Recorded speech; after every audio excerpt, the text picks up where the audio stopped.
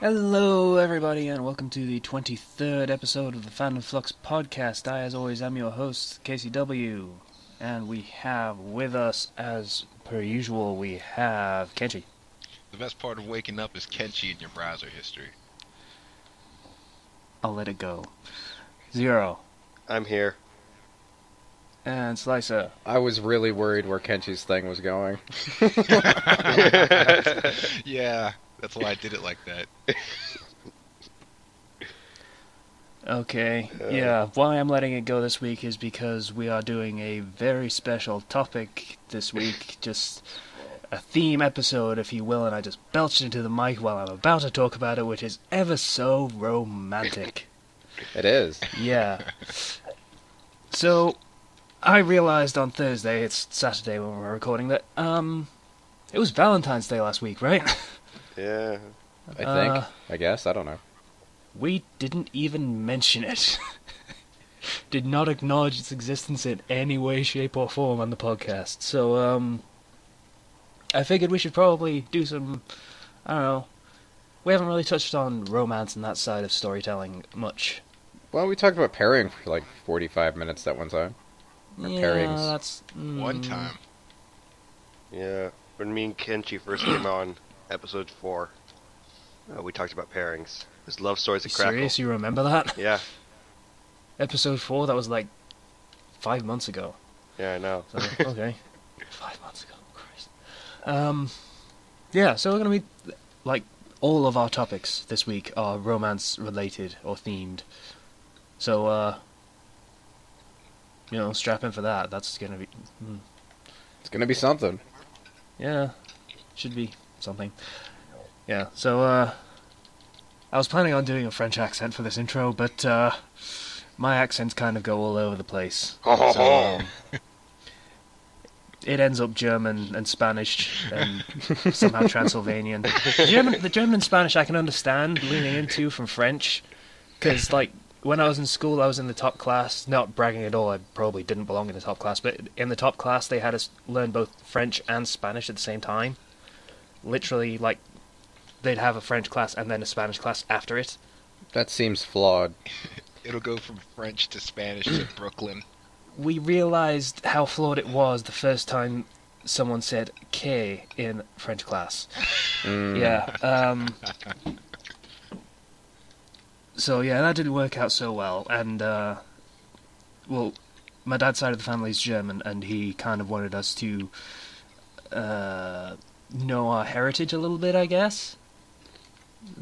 Not that he showed it very much, but yeah, so I had to learn a little bit of German at the same time, so my accents kind of fluctuate wildly from English, French, Spanish, German, and Transylvanian for some reason. I don't know. I blame Starbomb. Fucking Crashervania, that stupid song. It is a stupid song. It's apparently Zero's favorite on the album. It's because it's like Monster Mash, except, never fear Simon Belmont is here, destroy all the evil and all you hold dear. He comes in and he starts killing everybody. Looks like I have won a twister. I admit that was good. There's a lot of very good moments on that album. Yeah. Yeah, from the top of this, I apologize for shitting on that album a little bit when it first came up a few weeks ago. Yeah, that's a lot better than I thought it was. Once you listen to it, it's... Yeah. I have investment in 2 of the franchises that they parody, and I like just about every song on the album. So, yeah. I first found it because in YouTube it says so-and-so like this or something. Well, somebody I had subscribed to liked the Luigi's Ballad song, and it had like a whole animation with it. So I watched that, I was like, oh, that's pretty cool. And they're like, oh, there's a whole album of it. I'm like, what? So I had to check that out. Yeah, I just watched the Luigi's Ballad and thought, yeah, okay, that was okay, I guess. And I listened to the samples on Amazon Music, and it didn't sound amazing or that funny, so I just thought, meh. And this is what you get when you say you can't listen to something before you buy it.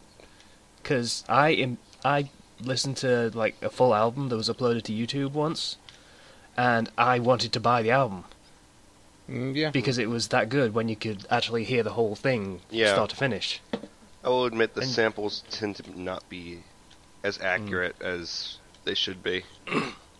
Yeah, it's just snippets of the not so funny parts, and Hmm. it's a comedy album. You need the funny parts. Yeah. What's the point? Well, actually, the backing music is pretty damn good as well. Hmm. To the point where I wanted to get the karaoke version as well, because they do like a bundle where it's £8 for just the regular album and 10 for the karaoke versions included as well. But it's weird, they only get rid of the rap and not the singing. Yeah. That's poor choice, in my opinion. Aside from the fact that I sing rather than rap and would rather do the singing bits, I just wanted the backing music anyway, so I don't know. I'd have preferred that. Poor choice. Hmm. Not that this has anything to do with the topic, except for I suppose I was doing that this week. But what are we doing this week? We'll go with that, because I've been on a tangent for the past 5-10 minutes. Kenchi, what have you been doing this week? Okay, not much other than updating like one story twice. But Oh yeah. aside from that, the only thing that happened is a slight little story. About 10 minutes after we got done recording last week, I had to get ready for work. Mm-hmm. So I was leaving to start my car to warm it up and everything, and I realized there was still 2 feet of snow on the ground. Because snow had kicked my town's ass, like Yep. earlier that week. And I was like, I'm starting to hate the snow. I haven't played it forever. Maybe if I'm playing it, I'll remember how great it used to be.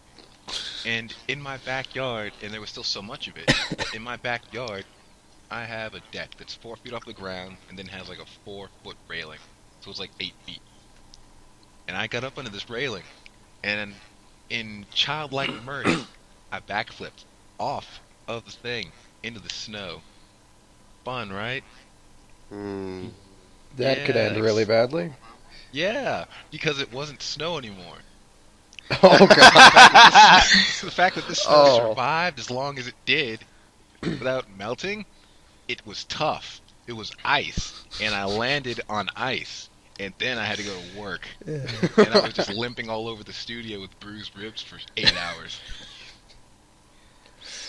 You can't exactly Sunday and I had 2 explain days why off. either. I mean, You I could. did They'd explain laugh at why. you, but you Yeah, could. I did explain why. I don't care. I'm allowed one idiot moment per year. I mean, it just so happens that I cashed my check early, so I can't do anything dumb for the rest of the year. But hey, everyone Yeah. gets one, like Spider-Man. You could do other dumb stuff this year. Yeah. I'd be okay with it. I When don't I was allow in- myself yeah. to. When I was in high school, my dumb thing I did was I climbed onto the roof of the school. It's a Californian school, so there are no stairs or anything leading up to like the roofs because they're all like everything's outside. Yeah, I have one like that. So I climbed up on the gate and I jumped onto the roof, and I got caught almost immediately after going up there, and then I managed to charisma my way out of getting in trouble. Because I said, there's nothing here that says you can't get on the roof. Nothing, no rule. He's like, well, it's kind of implied. How did you even get up there? There's nothing that says you can't go up there. There's no rule forbidding it in the school rules or anything. It's like, well, the fact that there's no stairs leading up there kind of means you can't go up there. Does it? Clearly, you Yeah, can like, get up there, does though. it? But I can get up there. The next year, I think it was next year, they replaced the gate I had crawled up with just a big, like, wooden fence thing so that it would be, like, so that it would prevent people from trying to get up the same way I did. Or actually, no, what they That's did not was fun. they replaced the wooden fence with, like, a gate with just a thing going on. It was just, they just tried to make it more difficult to climb up there. did you? But in the back of my mind, I'm like, I could still climb up there. You cost the school hundreds of dollars because they realized you were too stupid to realize you shouldn't climb up onto high places when you can't get down easily. Your stupidity, or potential stupidity, cost the school hundreds of dollars. Yeah. Nice. That's a prime moment in dumb kid history right there. Yeah, pretty much. Yeah. Broke into my school once. Really? Yeah, well, technically. I mean, it was basically as soon as I finished my primary school, which is ages 5 to 11, I think, in this country. It's been a while, so I don't really remember that clearly. But, like, as soon as I left the school, they were shutting it down and demolishing it to make room for, I don't know, a community center or something, because we needed more of those and not more schools when fucking budgets are fucking tiny and fucking whatever. So me and a couple friends, we just broke into the school and just hung out there for like a few hours, just reminiscing and shit. Mm-hmm. Yeah, it was a good time. Until someone like across the street in a residential area, so across the street there was houses, and yeah, we got caught immediately as soon as we tried to climb over the gate. Never said anything, but you know, oh well. Mm-hmm. Yeah, that was kind of stupid, kind of pointless too, but oh well. You do stupid stuff when you're a kid. Yeah. Zero, what have you been doing this week? Hold on. Okay, so I found a very interesting manga, and for those of you out there who think that Attack on Titan is too serious or too gruesome or just too morbid, or you know, it just doesn't appeal to you, there's a manga out on Manga here right now by the same author of Attack on Titan, and it's called Sungeki no Kyojin. Spoof on Titan. I'm going to start writing down the links so I don't have to listen to the whole thing for the link dump. And it is very funny. Like, man. Like, Is that like 'cause an the author entire knows- show based around those after episode special things where they get eaten at the end of everyone? It's I love those. Those are good. you have to look at it. At one point, there's one joke where like Eren is like so angry about wanting to kill the Titans that he's actually like dealing damage to his own body, like, you know, like he's got a sickness where his anger is just accelerating it or something. So they give him bubble wrap, but then they draw like little faces on them, and then they say, "Here are Titans, destroy them." And he just looks like Poppy. It's like, this isn't gonna work. He's like, "Die, Titans, die, die, die." Okay.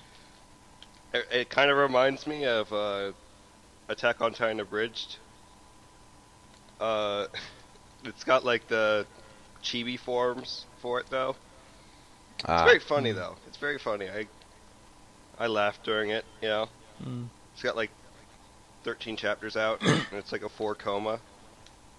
Yeah, it does sound kind of like those specials episodes. But it's a bunch of fun. I recommend reading it if you're like reading Attack on Titan or watching Attack on Titan. You feel a little depressed. Just like read this, and you'll feel a lot better. It's the medicine.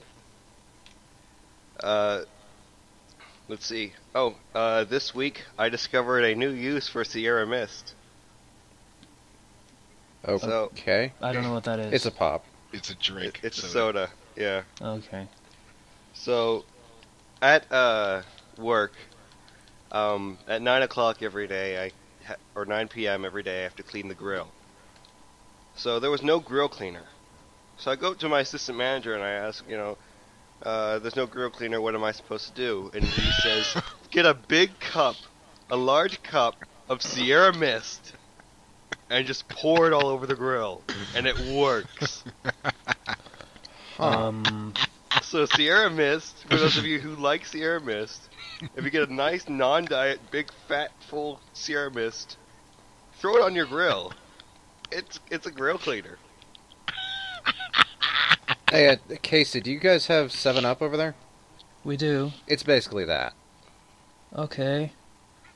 So, your consumables double as industrial cleaners. I'm not even surprised. Yes. It sounds really bad when you say it like that. Well, we get the shipment in. Yeah. I was working yesterday, and we don't get the shipment in until Saturday, which is today. So, like, when we don't have the shipment in, and we don't have all the, like, necessary supplies, you have to make do. Just until the next day. Yeah, okay. Did any customers hear your manager say this? No, it was empty. It was like, but it was. I'm just like, okay, it's a bit odd. Well, I'm filling up with Sierra Mist. I'm like, should I put ice in it? I don't. No, probably not. So that was Sierra Mist. I love that story so much. I also in my history my honors history class for in college, my class consists of the teacher, and she's female, me, who's male, and 7 girls. That's my entire history class. So we had one person come in, and they had like missed a test or something, and they were gonna like do it in there, and they were in like the other section of the class. So they this girl started drawing up on the board. She drew the teacher as like a big stick figure with like a dress, and then like on one hand, like holding hands with the teacher, were like the 7 girls in a row, and then on the other side was me. But like my character only had like all the girls had dresses, but my character only had a shirt. Huh. Okay. So I was like, I made a big fuss about it. Like, I don't have a shirt. This is highly inappropriate material. Highly inappropriate. And then finally decided to cave, and they gave me pants and shoes. Wow. Also in that class, we saw a movie. Can't remember what it's called. It's a Swedish film about. Okay, can I stop you for a second there, just so we can go back to the. You're Yes? complaining that they subliminally don't want you to be wearing pants. Class entirely made up of girls, and they don't want to see you with pants. It's not a What was it? Were you trying to be a dick for the sake of being a dick? Because in that case, you just kind of offed yourself. I felt like I was being like all the girls had dresses and I had one long shirt. I felt like I was being maybe typecasted or something. I don't know. You're a dumbass. Yeah. As if we didn't know from the story of him climbing on the roof of his school. Parkour style. Okay, Swedish film. Sorry for interrupting. It was over like witchcraft, right? And like the guys basically kind of like look and see how ridiculous it is. And so the director chose to play Satan. Like he really wanted it. Like, Swedish film. This wouldn't be Haxen, would it? yeah, it was Haxen. Oh yeah, silent film. Like that. So So a review of that on Browser High. So we saw that, or parts of it, and it's so weird.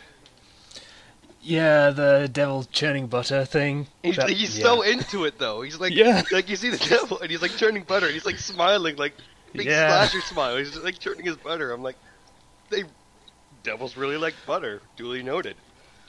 Okay, It was I'm gonna have to link the Browse Held High review because it includes that scene, and it's a special thing to see. Like that whole movie's really, really crazy. Yeah, it's like an old silent film. It's one of the originators of the documentary style filmmaking. Yeah. But yeah, it was basically trying to disprove witchcraft and say how ridiculous all these claims of witchcraft were, and these women were all just having like mental problems, and it was blamed on hysteria, which has been proved to be a fake illness, by the way. Literally saying it's insane woman kind of stuff. So yeah, still, it's a special film to watch. There's one part where it's like, and instead of like the devil like goes over and then everybody just starts kissing his butt. It's weird. Yeah. It's so weird. Mm-hmm. And churning butter. Churning butter. Like you see, like at first he's churning butter, like okay, but then you see like you look and there's a whole devil party and there's one guy over there just churning butter. Like everybody else is doing everything else, they're partying and everything, but he's just in there churning butter. Super happy about it. I should probably mention, for those who don't know what churning butter looks like, it's a very masturbatory motion. Yeah. Just, yeah. Like hand going up and down on a pole kind of thing, yeah. You get the idea. They like their butter. It's very subtle subtext.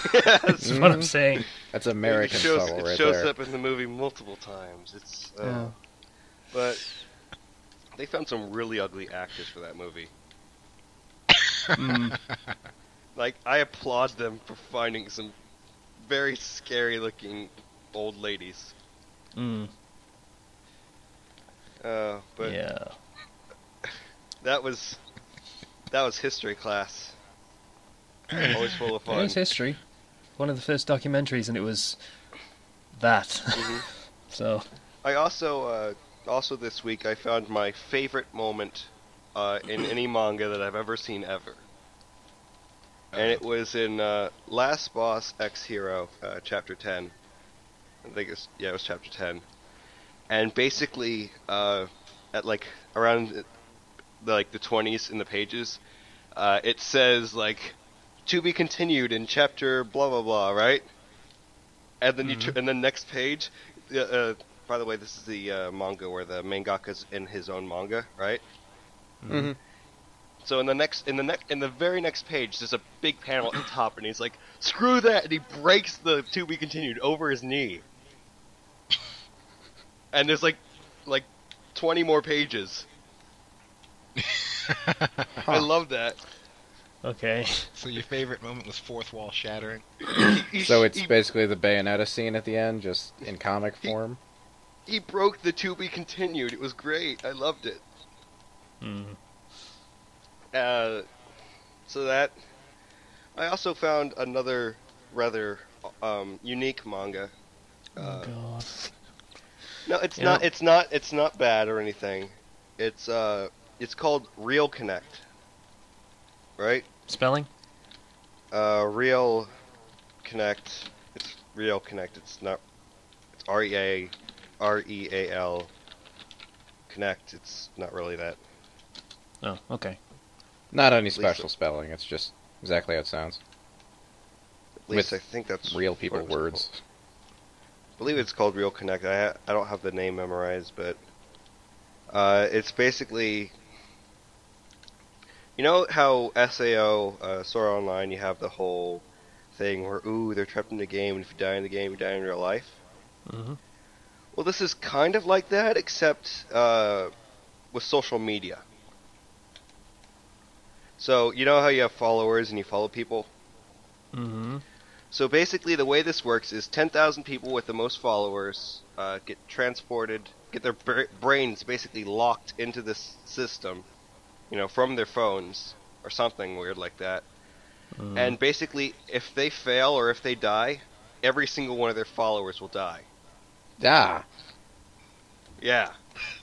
And in the outside world, everybody has the ability to follow or unfollow you. And if you have 0 followers, you die. So basically, everybody... This is getting broadcast, by the way. So the guy says...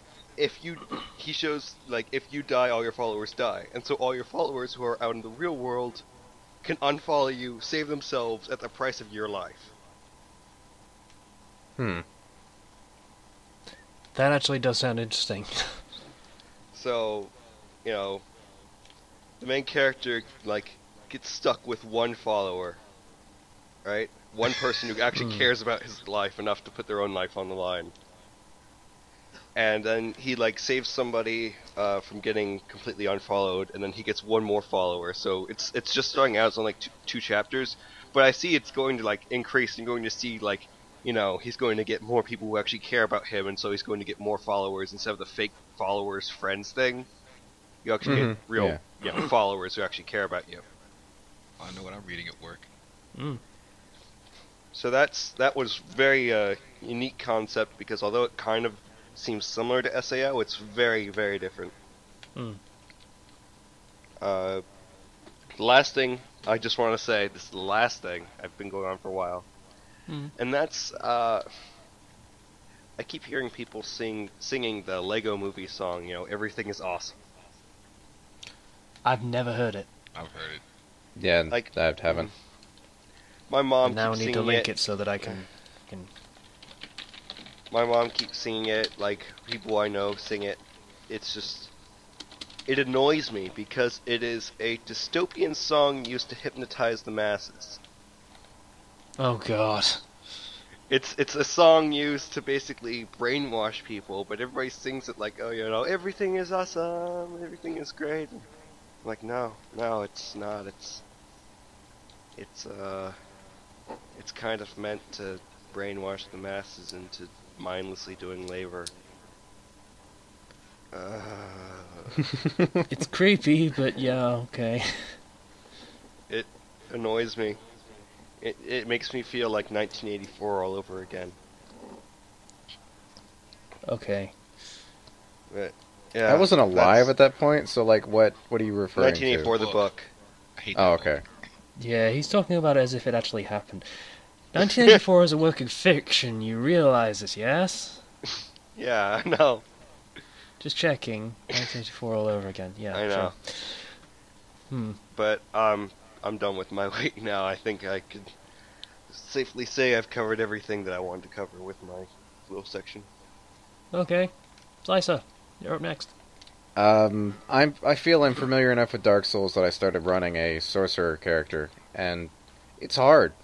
Like, you'd think you'd be a glass cannon, you know, doing a crap load of damage and having no health, but spells take too long to cast, so you're never really at that point. Yeah, you kind of need to have distance all the time when you're playing, like, Sorcerer or Pyromancer or anything like that. A Pyromancer's a little easier because it's not based on a stat, so you can just... I was a warrior, sword and shield, heavy armor, and I was using Pyromancy just fine, but, yeah, if you want to be a mage, that's what you do. That's it. You can't really... I don't know, there's a... You can turn your weapon into a magic or enchanted weapon, and that scales with your intelligence, and it works pretty well, but you still got to be pretty careful, because you take 1 or 2 hits and you're dead. So, yeah. Oh, Silent, what do you do when you're invaded? When you're invaded? Yeah, what's your etiquette for being invaded?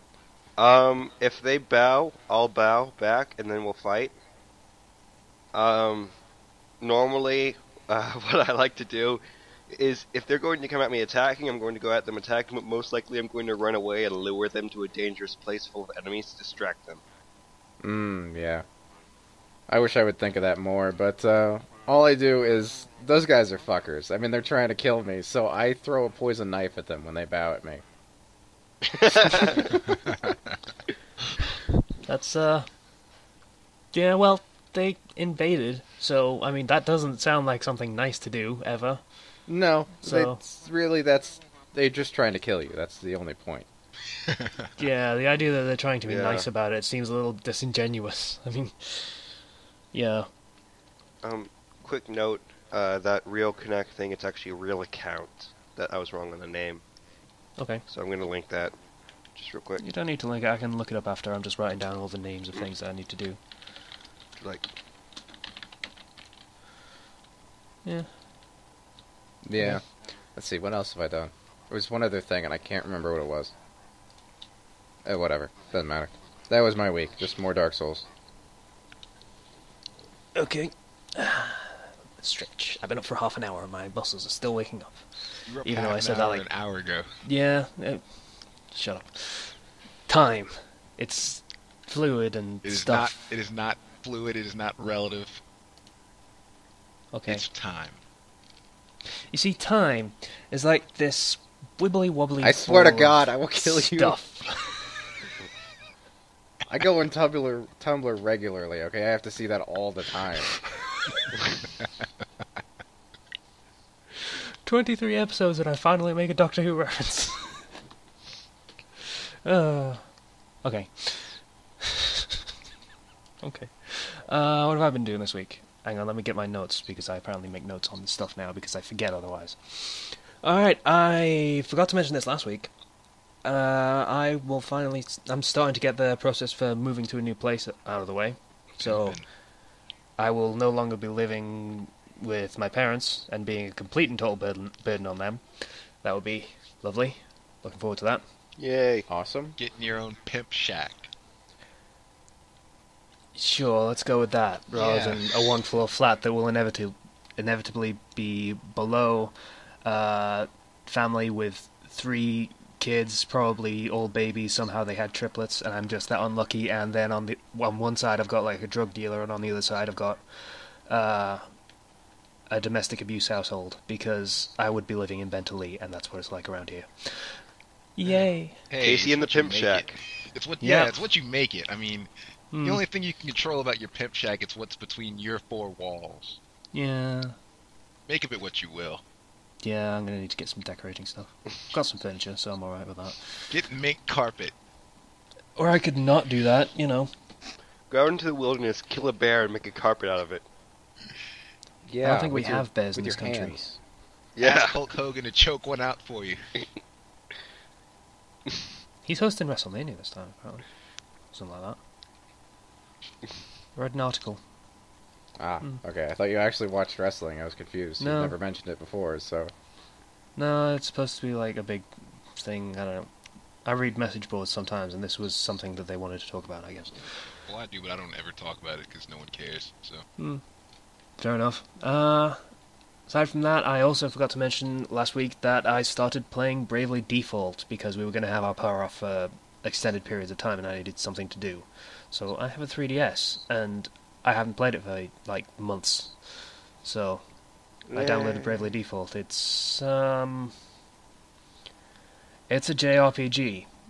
Yeah. It is quite possibly the most JRPG of all JRPGs. JRPGist. Mm-hmm. So, the basic plot is there is a grand calamity that has occurred, and the protagonist, or the closest thing to a protagonist that you get in this game, his village gets destroyed and his brother gets killed. Oh no! But he wants to be a hero so he can rebuild his village and save the world. Yeah. There's an awesome series reference for you as well. Yeah, I got it. Save the The world. world. So yeah, there's him and there's the priestess lady who is charged with saving the world, and she is very reluctant to get help, as in any time anyone offers help she says, "No, I must do this all on my own. It is my duty as the what's-his-name thing." It gets really tiring, and I've barely even finished the tutorial yet. And she's done it like 16 times. It's really starting to piss me off. These are the most archetype characters I have ever seen. Does she have a penis? She does not have a penis, as Then far I as I'm don't know aware. what her character's there for. She's so cliche. Yeah. Then we have, as our third character, we have the Amnesiac, because it's a JRPG. Enough said. You just need one of those at this point. Yeah, I suppose the twist on his character is he is an amnesiac, but he's totally more or less cool with it and just wants to be a womanizing prick. And he's kind of annoying. And then we have the tsundere kind of woman, girl. I think girl is more accurate in this case. They're all like teenagers. Who is like working for the enemy, and then oh no, she sees they're doing terrible things, so she goes turncoat and stuff. You've seen these characters before 1,000 times, and they are Yeah. very boring. The gameplay's okay, I guess. It's a JRPG. You can turn off random encounters, which is the best thing in existence ever. Can't you adjust it too? Like set it lower or higher? Or... You can set it. It's 100%, 50%. No, it's It starts at 100%, so you can have it 50%, so it's half the regularity. You can set it at 0, so no random encounters. You can 150% or 200%, so you get like double the random encounters if you want to grind. Which I've done a couple of times just to get some money so I can buy new equipment. Yeah, it's a good system, and it should be implemented just across the board, especially in better games that actually bother trying to have a decent plot.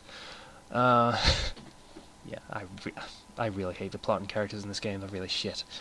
And they have a street pass mechanic, which pissed me off. Basically, the main character is trying to rebuild his village, so you can do that by you can set a building to be rebuilt. Like you can build an item shop or an armor shop or a weapon shop or whatever, and it'll take like an hour or so to build it. And it gets progressively. It starts to take progressively longer depending on what you're trying to build, and you can unlock more regions for the map so you can build more facilities, but it takes a really long time. Like we're talking 30 hours for unlocking one region, the first region that you can unlock. And the game has to be running for all that time. It doesn't it doesn't go on your system clock or anything. It's based entirely on how long the game has been running. You can't even set it like asleep? You can't just close the DS? You can do that. I actually have it doing that right now. My 9-hour project has not finished yet. It has... Hang on. 4 minutes and 55 seconds left to go. Because I left it on overnight. So, yeah, basically I've had that running for the past 3 weeks or so. Well, 2 weeks. I haven't had it that long. But I've just had it running because it fucked me with Street Pass, because you can cut down the amount of time it takes via Street Pass. So if you Street Pass with the game on while you're walking around, then you can have those Street Passes added to your town, so they will... the amount of time it takes is based on how many people you have living in your town, and if you have a Street Pass added to your town, then it adds it to the population of the town. So you can have more than one person working on building a shop or something. That's useful. And it'll cut down the time. But the thing is, I went to Hanley, I went to town to do job centre stuff and things. And took my DS with me. I got a full stack of Street Passes, so that's 10. And I thought, okay, I'll go into the, whatever it's called, the Street Pass Plaza, or whatever it's called, and... check these off, because it's probably going to work in the game, right? That's how it works, right? You just add the Street Pass things and sort it through and everything. And, yeah, no, the game needs to be open and you need to do it there before you do it in the Street Pass Plaza. Because if you do it in the Street Pass Plaza, then it's no longer on the system, and you can't actually add them to the game. So basically, I had a full stack of Street Passes that I completely lost because... I didn't do it in the game first. This sounds like a worse version of the Repair the Village thing from Xenoblade. It probably is aped from that, I imagine. Because you've mentioned that there's a similar mechanic, and it must have been aped from that, because I don't think this game has an original bone in its body. It's been ripped off. I think that's been ripped off from a lot of things. The thing about, repairing... When I think of repairing a village, the first example that comes to my mind is Xenoblade. But the thing is, with Xenoblade, you just gather the materials, right? And maybe one or two of them, or maybe there are a couple of rare drops. You gather those materials, and you rebuild an aspect of the town. Boom, it's done. Instantly, no waiting. Yeah. When I think of it, I think of Dark Cloud. Yeah. So, I'm not having fun with that game. I'm not. Any game where you have to wait for things in real time. Really, that's mobile bullshit. That's really stay out of mainstream games. That's mobile gaming type things. In fairness, the 3DS is a mobile platform. Yeah, but I feel like that should stay to apps. Yes, I don't know. I just know I don't like it. That's more like a casual gamer thing where you barely play, so when you go back to play, it's already done. So that was Bravely Default. I watched Kill la Kill again this week. Yeah. And 5 minutes in, I realized, oh yeah, half the characters are half naked in this show. I forgot about that. Yeah. Yeah, that actually took me by surprise because I hadn't watched it in a week. So that was a surprise of sorts. Yeah. That show's still great. It went in a completely different direction than I thought it was going. I thought it was almost done. It's not almost done. Yeah, no.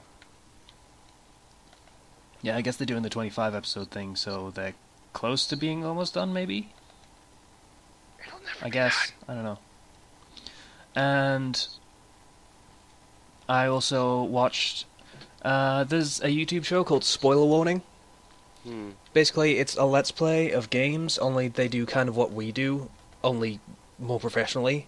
So they play the game and they talk about plot and game design and storytelling techniques that the game uses. And they're doing Skyrim at the moment for their, I think it's 14th season. And the second episode basically consists of them putting buckets over characters' heads, just Of course. because. Well, Not you can get even away for- with stealing if you do that. Not even for robbing people, they just do it because they find it funny. Oh. Yeah, and they play with wagons and stuff because they have the ridiculous bounce physics, so they fly up in the air all the time just by stepping on them. Yeah. So whenever they see a wagon, they start playing with it and trying to hit people with it, and they accidentally kill a chicken with it. Oh god, Well, not I the say chicken. accidentally. It wasn't accidental at all. Just murdering chickens with bouncy wagons, I guess. And the sixth episode, I had to stop myself from laughing because I thought I might die if I didn't. It was that funny. Basically, the guy playing the game decided he wanted to murder people a lot. So, he killed some people, stole some things, and he kept getting approached by guards saying, "Hey, I know you. I'm going to arrest you." And he thought, nope. So they say, "Okay, your bounty's pretty low, I'm going to let you go." So he goes and does the whole Dragonborn thing. You fight the dragon outside of the city at the Watchtower. Mm-hmm. So he goes down to the Watchtower, and it's like, he talks to the guard at the front, and the guard's like, "Hey, I know you." So the guard that's just been attacked by a dragon is trying to arrest him for stealing a cabbage. So he goes along with it, and gets arrested and sent to jail for stealing this cabbage when he's trying to save the city from a dragon attack. So that was a thing to watch, and that wasn't the end of it. So he goes back down, fights the dragon, starts randomly and indiscriminately killing all the guards that are trying to help him kill the dragon. By the way, they've been playing an unarmed playthrough, and if you have not seen the unarmed special kills that they do, it's pretty fucking spectacular. One of them's a fucking German suplex.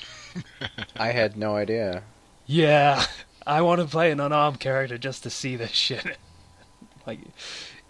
Like in game, I just want to suplex people now. I do, but yeah. So he starts doing this, and then obviously all the guards and everything start getting mad at him, and he tries to kill the Jarl's housecarl lady, Irilith, the dark elf lady that's mad at everything all the time. So he tries to kill her, and obviously she's invincible and can't die.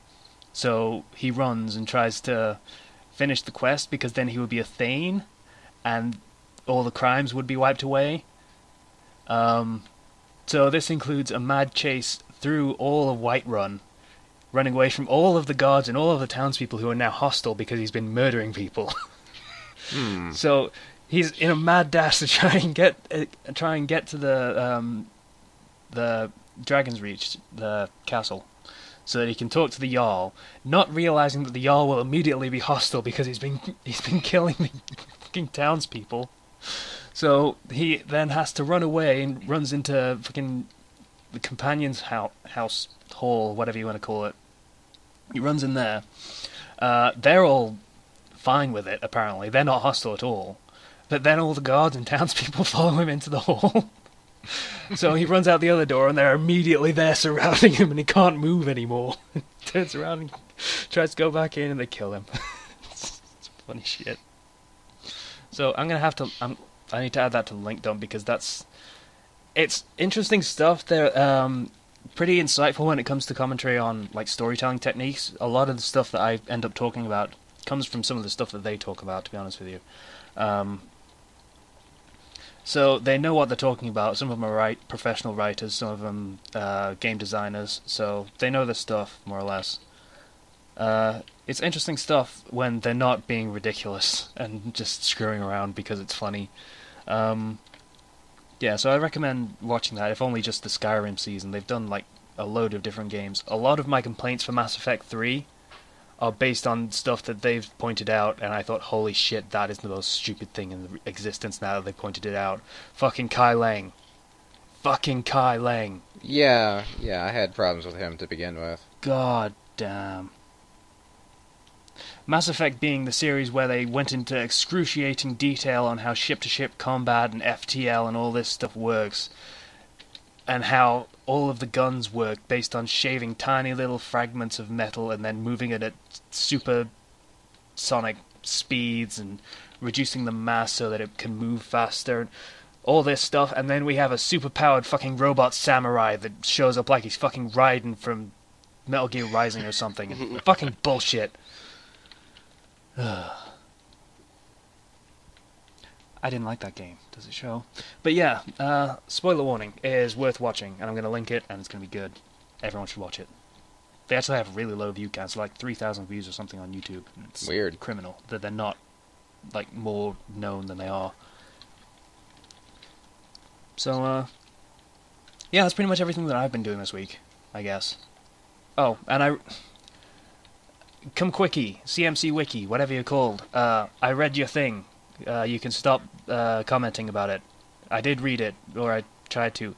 I apparently am the only one that read it, and I don't like Dragon Ball, so don't expect me to be favourable about it. But as far as that fic went, it was okay based on Dragon Ball standards. That's not really a compliment, but it's not an insult either, so... It felt very Dragon Ball in its storytelling, at least. So, it's authentic. Well, that's something, at least, I guess. Yeah. Basically, the idea was Vegeta is the first one to go Super Saiyan in the fight with Frieza.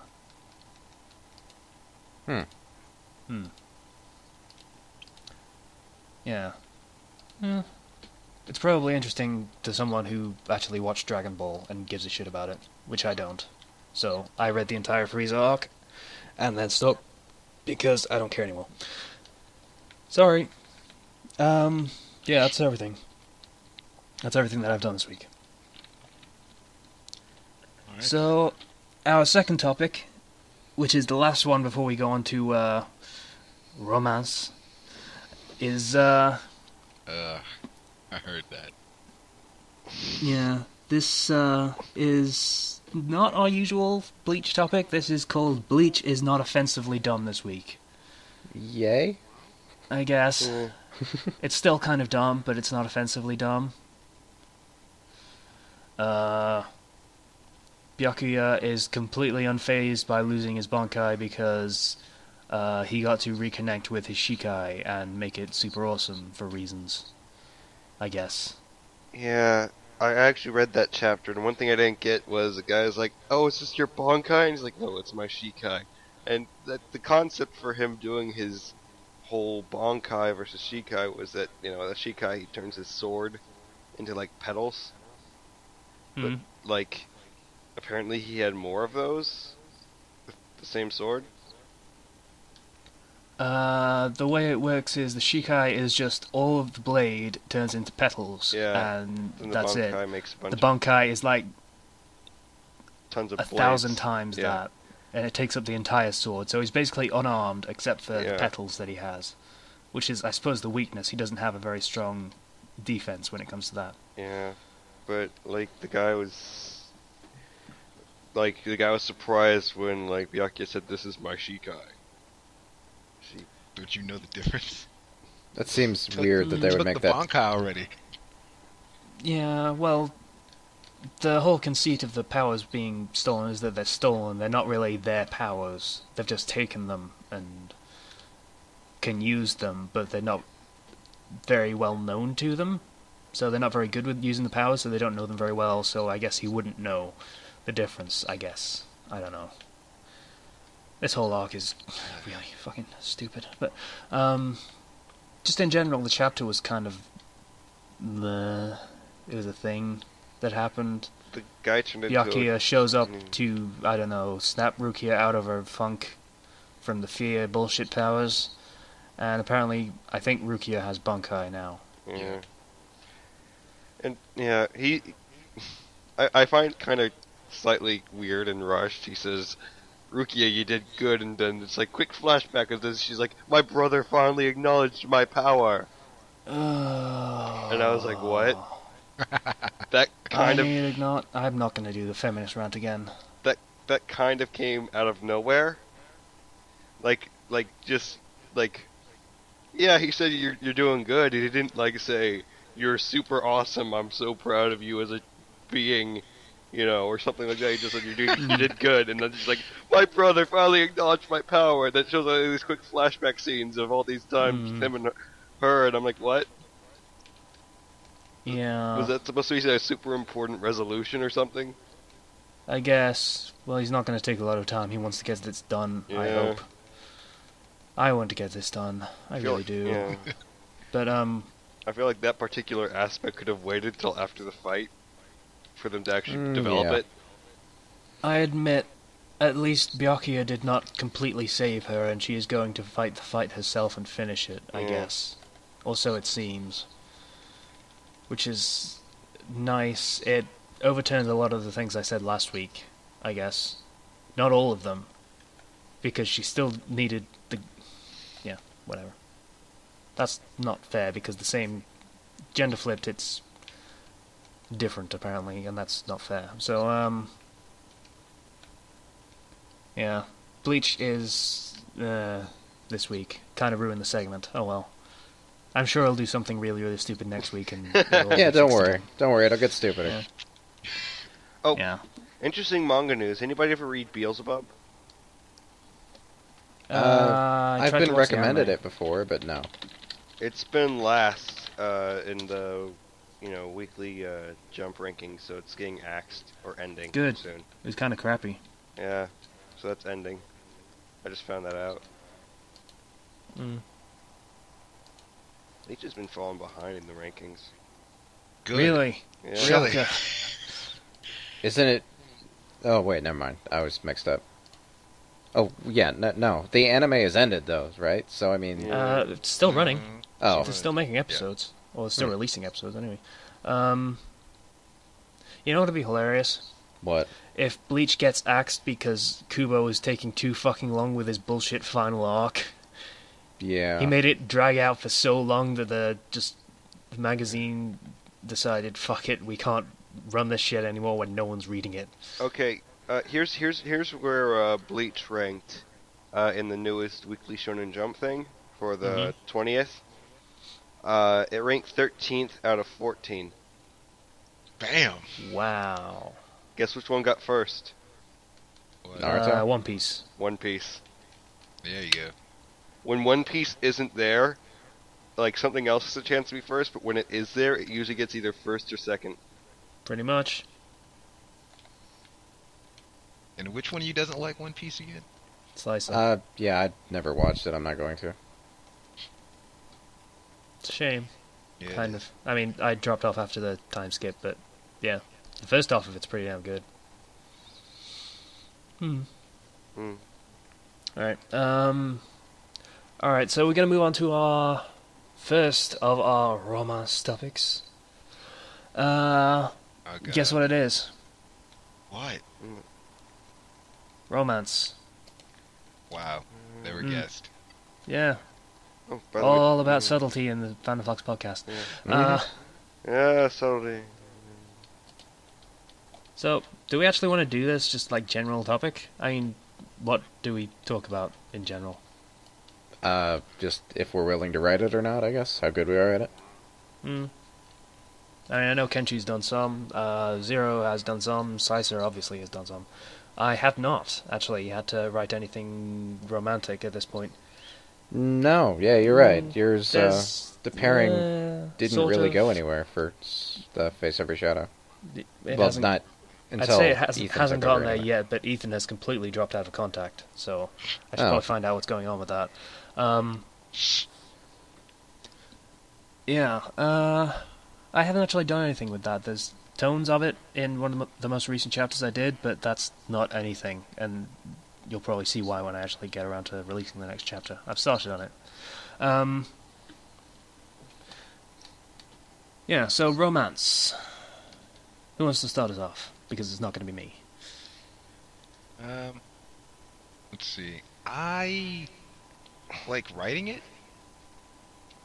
You do. Well, I mean, I'm asking like that. You're asking me like to talk about writing it. Sure. Okay. Well, it's not really the kind of thing you're going to get the first time you try it. Like if you Yeah, I can agree with that. Yeah. Like Yeah. if you're doing it for the first time in a story, like if you're doing it in a story, and it's the first time you've done it, it's probably not going to be that good, honestly. That can be said for just about anything that you try and write, but yes. Yeah. Yeah. Like I don't know, some people are prodigious in some aspects of stuff, like they're pretty good without having to practice a lot at it, but this is not one of those things usually. You kind of have to, you kind of have to bite the bullet and deal with some crappy work before you start getting what's supposed to all go into it. It's the kind of thing that's really easy to rush and just put there because, oh, I want such and such to hook up with such and such. Mhm. Yeah. See that a lot. Yeah, you kind of... I've seen the best way it works if you let... Because you can make an excuse for anybody to be with anybody. Pretty much. The thing is, you gotta have the foundation laid for it so that it Yeah. makes sense and that there's actually something behind the relationship. That's kind of my philosophy going into it, is that you have to have it build up. You can't just have it be like, oh, love at first sight, because that really doesn't happen. Like, And it's okay, also super lame. Mm. yeah. I mean, like, maybe you can have one character be interested in the other because of maybe some particular aspect of the other character from the get-go. But it's not going to be full-on, like, love romance. Yeah, you can't have both sides, like, into it from the start. That's boring, and also, I mean, really? Yeah. Mm. I mean, even fucking Romeo and Juliet, the most, I suppose, oft-referenced love at first sight thing is pretty much just two dumbass teenagers who see each other and think, oh, hotness, I want to bang you. Look at that, another awesome reference. But they just think that and confuse it with love, is my opinion.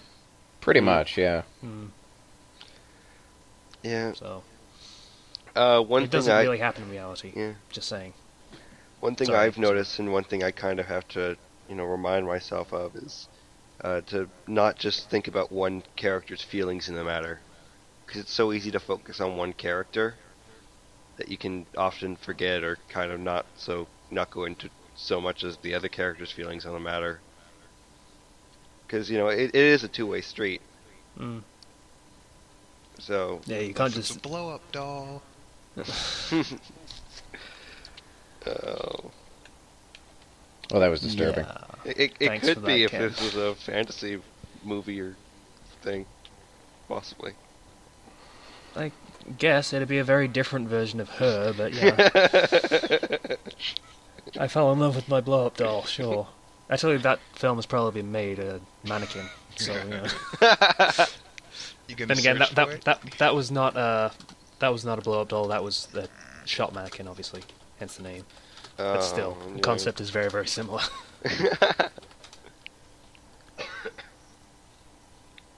But yeah, it's I'm gonna have the song stuck in my head now. Nothing's gonna stop us now. Yeah. Thanks for that. Yeah, it's something where you're not only like, I kind of like it when you have both characters, not only thinking about their own feelings, but thinking about the other person's feelings as well.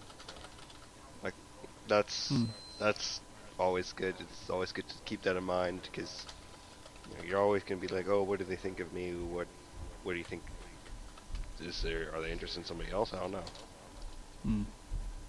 But sort of like inner conflict. Yeah, that usually tends to make it more interesting. Like, there has to be some kind of bumpiness on the road. Yeah. It can't be just smooth sailing. Never is. On the road. This is a bit of a mixed metaphor. On the road, smooth sailing. Yeah. Stop Tends to twisting happen our when you're talking words. about romance. Stop twisting You just- our words. You just try and you end up trying to be poetic, and it just kind of ends up confused and mixed up a lot. Stop turning the butter over there, Casey. Gross. Seriously, why would you even say something like that? Okay. Because you're turning our words into stuff, so I gotta say something. Alright, Okay. let's just move on, I guess. Are we actually moving on? Does anybody else have anything to say? Yeah, because it's just me and him throwing the ball around. Hmm. Slicer appears Well- to have died. Oh wait, But no, I'm Slicer's still alive. here. Okay. It's just, I've only had one girlfriend, and I was 11, so it's not like I have a whole lot of experience with romance. Oh. So yeah. Hmm. This is Well, also more than I have. This is also why I basically ignore Valentine's Day, because, I mean, I don't care. Aw. Slicer, I know that feel. Well, kind of. I did have a girlfriend at one point. And someone threw me a bone, literally, at university, so... Yay. Boom. Romance. I'm so good at that. Jesus.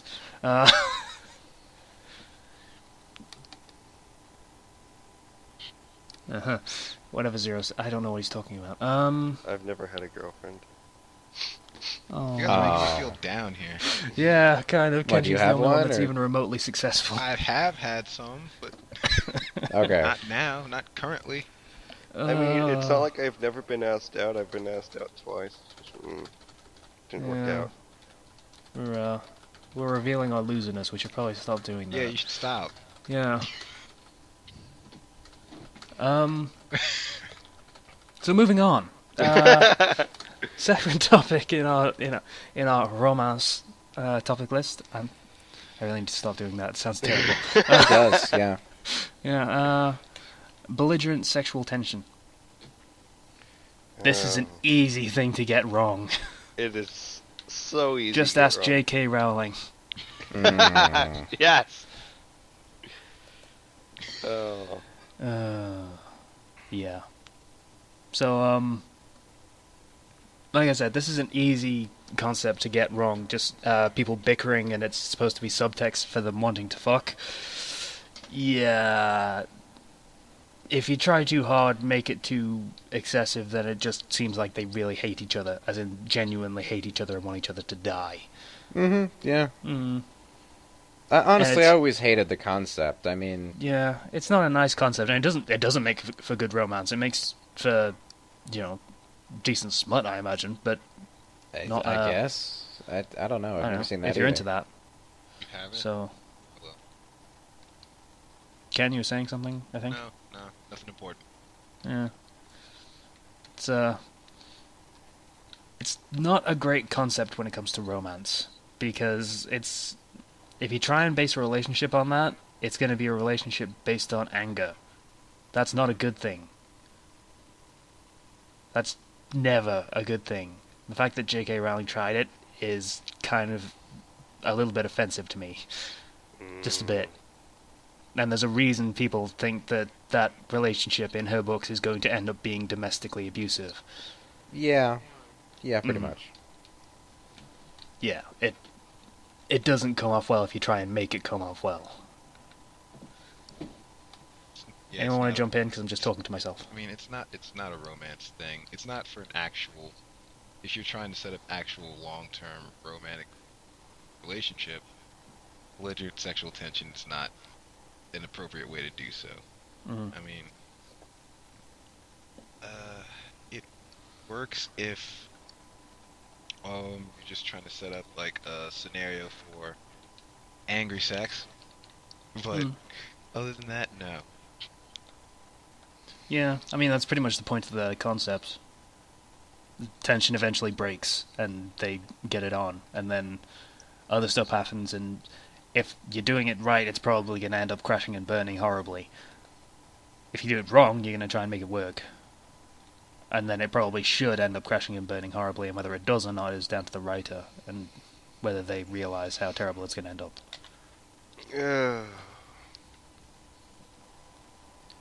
I mean, maybe if it ends up, maybe if after all the sexual tension and they finally fuck, and then tension breaks, and that's it, and they actually start treating each other like regular people after that, it might work. Mm. But if your entire basis is, they're so awesome because they fight all the time, so you're gonna keep them fighting all the time while they're together, Mm. that's not cool. It doesn't work. Yeah. The old married couple thing is bullshit. If you're fighting like an old married couple when you haven't been together for 2 months, then you are already sick of each other and should end it. Yeah. If you're sick of each other that early in the relationship, yeah, no. Yeah, no way.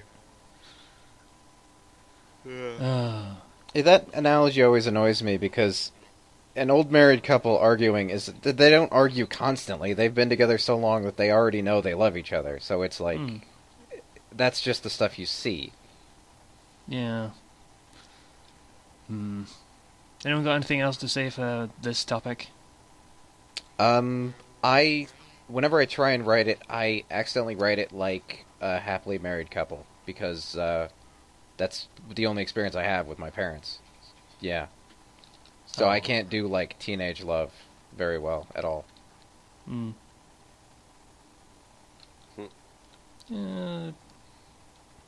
You've done okay with it in the past, I believe.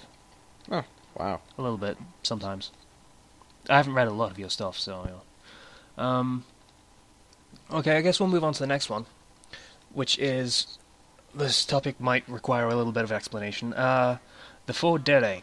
Now, this is basically a family of tropes. If you want to look it up on TV tropes, I suppose I can add them to the link dump. Of 4 different... I suppose you could call them personality types when it comes to romantic situations. You have the tsundere, which is the angry kind of confrontational kind of romance, kind of like, oh, I don't care about you at all, you asshat. It's like I like you, Baka. Yeah, yeah, kind of thing. Not a fan, but that's the first one. Then we have the yandere, which is my favorite. Everyone's favorite. It's it's the creepy kind of obsessive kind of romantic. I'm the only one for you. AKA Yeah. Yuno Gasai. Yeah, Yeah, she's I'm the the only poster one girl for you, it, and then I will literally. kill any competition kind of yandere. Yeah, that. The staring through the slot in the mail slot in your door, saying your name. Type of Yeah, girl. that. That's it. Yeah. That's the There's thing, that alright.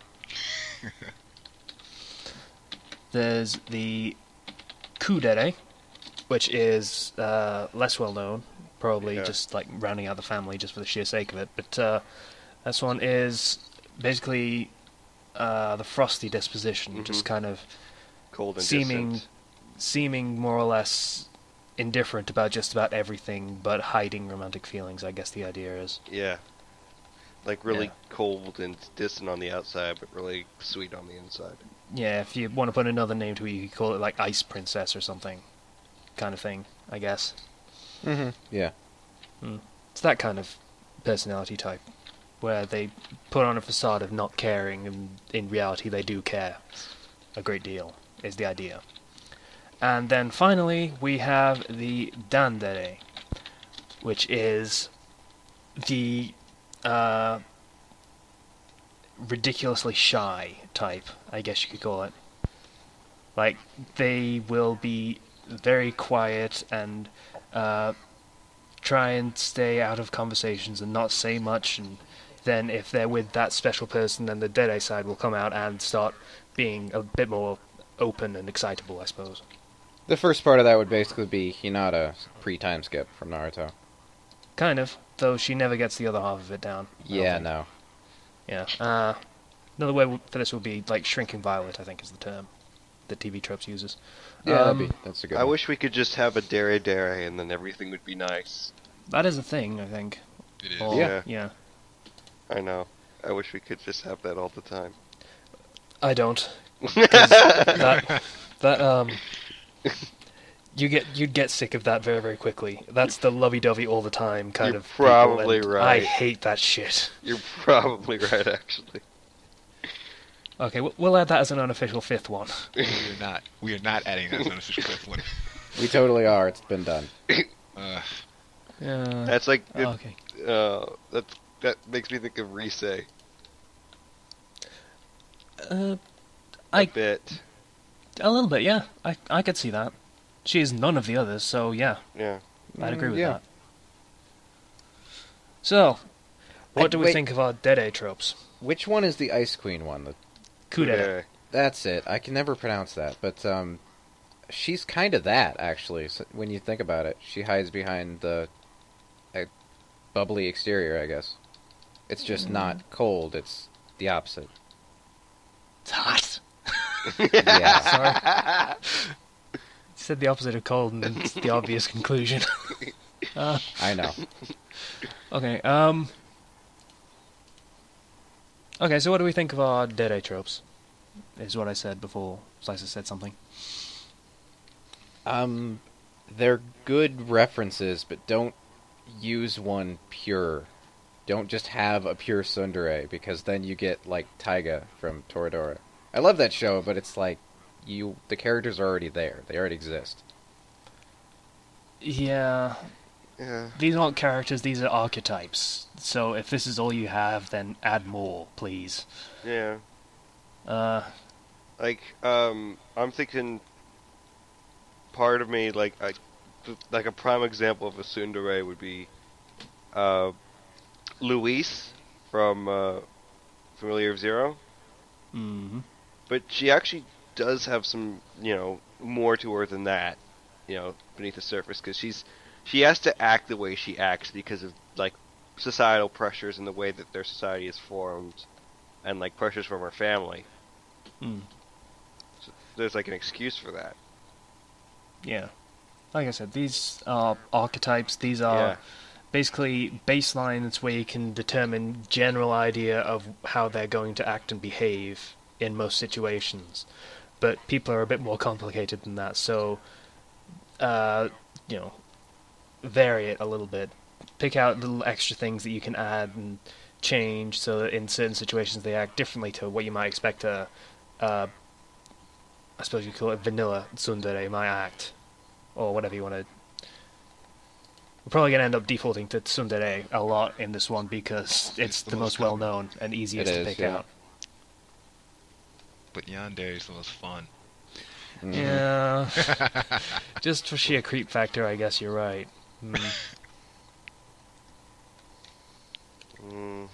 Because everybody wants to be stalked, subconsciously. Well, I found That's okay. Sorry, Zero, you were saying something. Let's move on from that statement. found a quick thing I'm gonna post. It's a little picture for reference. Oh god. Oh But- god, they actually have one. Yeah. So, I don't know about you, but I think I might be okay with the Unogasai. The yandere. If it's Unogasai. Yeah, the yandere with the butcher's knife is kind of... It codifies the trope a little bit. Pretty much. Because it's Unogasai, and she is kind of awesome. I don't know if they count, but everyone from... I don't know what the Japanese name, but the English one is When They Cry, which is retarded, but... Higurashi? That's it, Higurashi. And of course, these tropes aren't just, solely related to women. You see them codified in women more often than you see them in men, obviously, just referenced generally to women. But it goes both ways. You can see both sides. I mean, I'd probably come out as a dandere if I was to, try and categorize myself. Yeah. Yeah.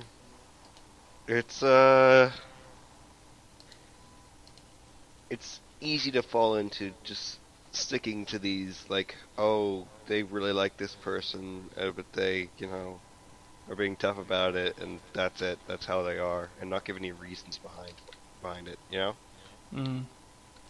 I mean, yeah, these are archetypes, but Yeah. there's got to be a reason that these people fall into these archetypes and why they have become like these specific, I suppose you could call them stock characters.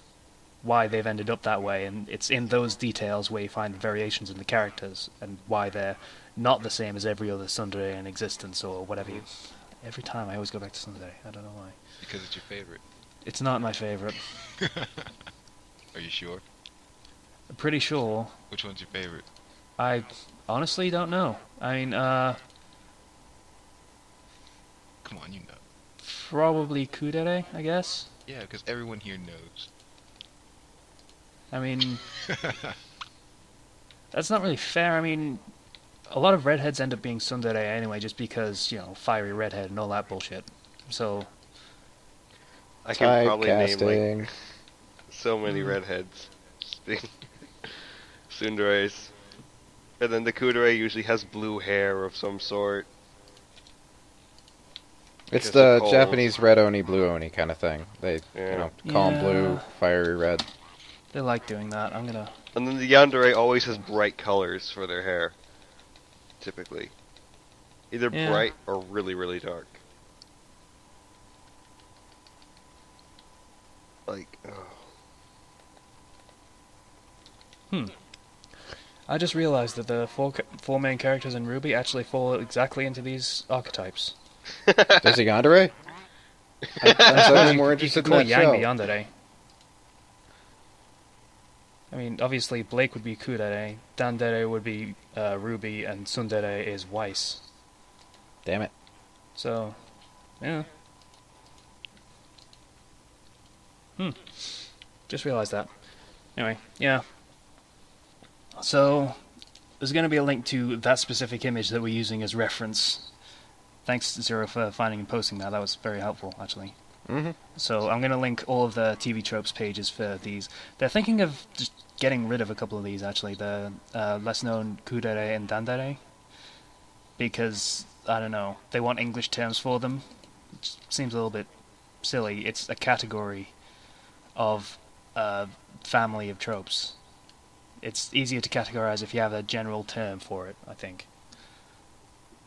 The whole dairy thing kind of works for that, in my opinion. But, TV Tropes runs on its own logic. Shall we move on to the next topic, I guess? Sure. Because we've kind of talked that one to death a little bit. Alright, this is a Zero topic, as in he came up with it. Bizarre pairings. Why'd you have to feel the need to specify that Zero came up with it?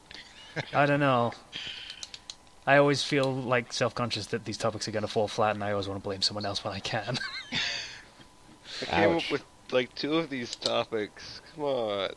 Yeah, you did, and I'm going to call out the other one as well. Just so. You asked for topics. The other one's pretty good, actually. So, bizarre pairings where people stretch it. Like, they really like something that you typically not see, whether it's just against social norms or it's just comes off as odd, but people manage to make it work. And once one picks up traction, they tend to get more popular. One thing I want to mention that I find kind of odd, I mean, there's reasoning behind it, it's just a little bit bizarre, is the Hermione and Snape pairing. God, why? Why would you even bring that up? Because that's an actual thing. It is an actual thing. It's odd, and it has logic to it, kind of, but it's still creepy as fuck. Even with the logic. The logic makes it worse, actually. She wouldn't go with Snape if she was going to date a teacher. She'd go with, like, Flitwick or something. Okay. Tiny dude. With the enormous, mustache. Yeah, okay. Brains over everything else, apparently. Fairness, that is a badass mustache. It's like Yeah. So, monstrous. what are your guys' opinions of it? What are the worst ones you've seen? Like, most bizarre You already out named there? it. Really? Any incest pairing. Yeah, seriously, you already named it. That's it. The epitome, the epitome, of the bizarre pairings. Oh. Oh, I thought you meant, like, hated pairings. No, No, not hated. bizarre pairings. Just bizarre out there, like, I would have never have thought of that, or I wish I didn't think of that, or I wish somebody else had never thought of that in the first place. Okay. I already said mine, so. We're gonna have a picture of Flitwick in the link dump. Okay. Just because. Okay. Under the label Dat Mustache. But, Sorry to derail things a little bit. I had to mention that. I've seen a lot of different pairings in the big shonen ones. People will, like, say for Naruto and freaking. I find it just odd when you do a younger character and then you do a character that's already an adult. So you have like a 12-year-old kid and then an adult, because you get that a lot. That's not odd. That's creepy. Yeah. But yes. You see Naruto and her as well a lot, which is really strange because she's in her 50s. Yeah. Yeah, that's not an uncommon one. It's not uncommon, but it's strange. I mean, I know she does the whole illusion thing, so you can't see what she really looks like, but still. You can assume. There's going to be some sag there. A lot of it, I imagine. Way too much. Thank you for making that joke, because you saved me from doing it. They're going to be down to her knees. Stop! Stop it! Oh, I don't know. She's in universe. She's what, the same size as Hitomi Tanaka? So it's gonna be that, like belly button. I don't know who that is. Seriously? Yeah. I don't even know you. No, seriously, what's that from? Porn. She's the Japanese porn star that has like J-cup breasts. Oh, okay. Yeah, I imagine for they're held Japan. off by surgery, though. In fairness, Tsunade is like a medic, so that makes sense. She'd probably be able to get some lift back in there. Why are we talking about this? Because you started. You brought it up. Yeah, I did. Okay, we're moving on. We're not moving on. We're going to keep talking about this topic, but we're moving on from that specific pairing because... Yeah. What other things have you guys found? Because I can't come up with any off the top of my head. Like, there's a lot of Naruto ones, but are there any Bleach ones? Yeah. Probably. Anything involving Orihime that isn't Ichigo, basically. Yeah, Orihime ish. and Grimmjow. I could see Orihime and Ishida. I could see that happening. Orihime and the yeah, number fair 4 point. guy. Yeah, Ukiyor. You see that a Yeah, lot. Yeah, you Ulquiorra. see, that's That's pretty common. that's some Stockholm syndrome shit there. Yeah, that's it just kind of weird. is. I'll tell you one that's strange, just mechanically speaking. Gamagori and what's her name? Mako. Yeah, that's the one. That's I'd in support canon. that one, though. I really like that. I would, but the mechanics, you got some hot skitty on Whale Lord action there going. So, Yeah. That's a good way to put it, yeah. You made me imagine that, and now I hate you.